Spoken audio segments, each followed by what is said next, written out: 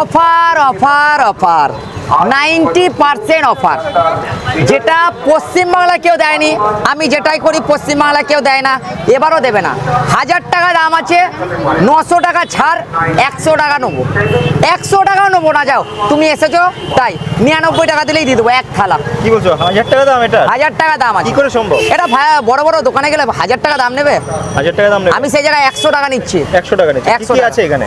এর মধ্যে chicken sandwich আছে, চিকেন পকোড়া আছে, চিংড়ি মাছের চপ আছে, ডিমের চপ আছে, ভেজিটেবিল চপ আছে, এক বাটি রাজকীয় পনিরে ঘুগনি আছে, যেটা খেতে গেলে অন্য জায়গায় না দাম নেবে 20 থেকে 30 টাকা, আমি 10 টাকায় দিচ্ছি দাদা। 10 টাকায়? 10 মাত্র টাকা, 10 টাকায়? মাত্র 10 কি টাকা করে দিচ্ছ?